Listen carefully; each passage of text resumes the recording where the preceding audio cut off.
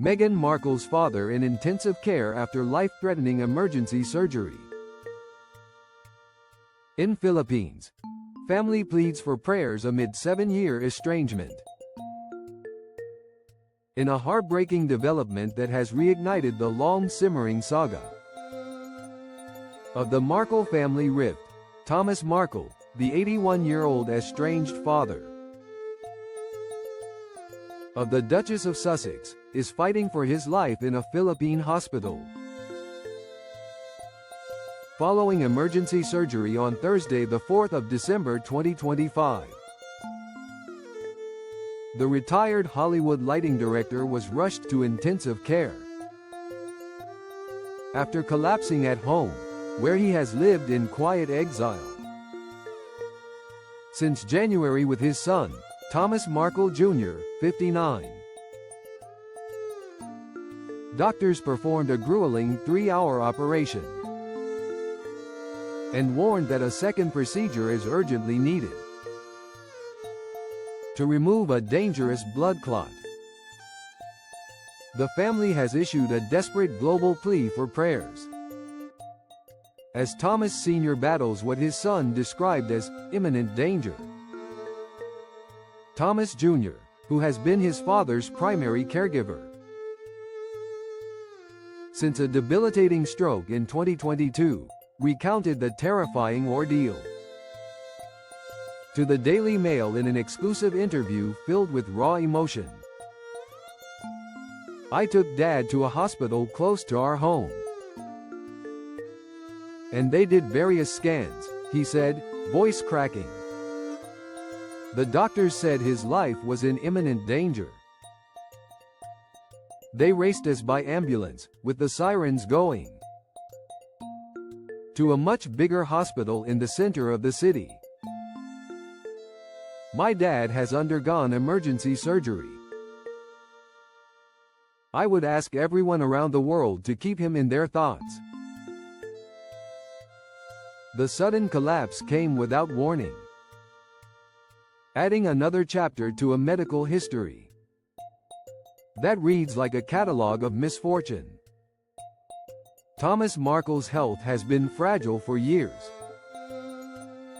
In May 2018, just hours before Meghan's wedding to Prince Harry,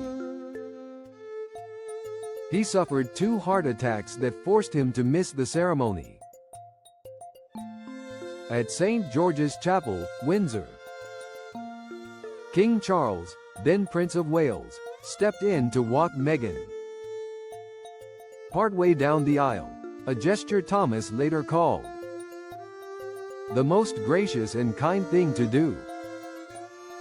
"I shall be forever in his debt." 4 years later, in 2022, a massive stroke robbed him of speech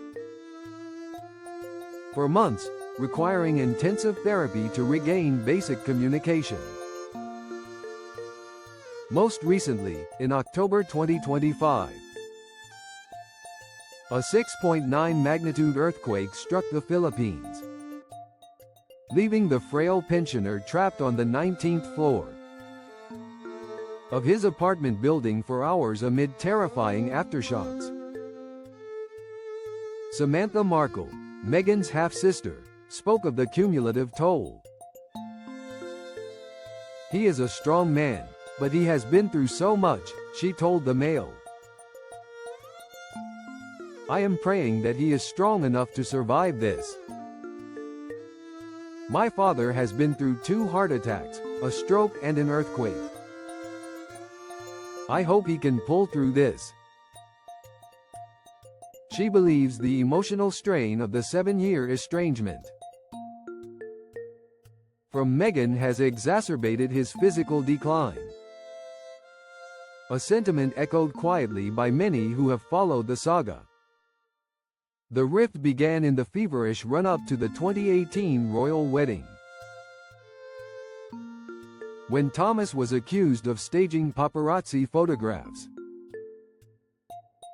to improve his public image after years in obscurity. Meghan perceived it as a profound betrayal, and contact ceased almost entirely. Since then, Thomas has given occasional interviews, expressing bewilderment and heartbreak. "I still do not understand why she continues to ghost me," he told the Mail earlier this year. "My only wish is to see my grandchildren before I die." Those grandchildren, Prince Archie, 6, and Princess Lilibet, 4, remain strangers to him, their lives unfolding in sunny Montecito, while he watches from afar in a modest Philippine apartment. The move to the Philippines in January 2025 was meant to be an escape from relentless media reminders. Every day there was some story or other about Meghan and Harry. Thomas said at the time, "It was a constant reminder that my daughter is no longer speaking to me." Yet even there, the past caught up. Thomas Jr., who relocated to care for his father full-time after the stroke, has now issued a direct plea to his half-sister. "My only wish is that Meghan shows my father some compassion. He is literally fighting for his life." As of Friday evening, there has been no public comment from the Duke and Duchess of Sussex or their representatives. Meghan's Netflix holiday special, With Love, Meghan, Holiday Celebration, premiered on Wednesday to mixed reviews. Filled with festive crafts, family anecdotes, and a cameo from Harry tasting gumbo. The joyful tone of the program stands in stark contrast to the crisis unfolding thousands of miles away. Royal watchers note the painful irony, while Meghan curates an image of warmth and connection. For millions of viewers, her own father lies in intensive care, surrounded by beeping monitors and the uncertainty of survival. Thomas's health battles have long been intertwined with the wedding that changed everything. The staged photos, the heart attacks, the missed flight. Each moment calcified the divide. In his memoir, Spare, Harry reflected on the cost. "She had a father before this. Now she doesn't have a father. I shouldered that. Yet 7 years on, the wound remains raw."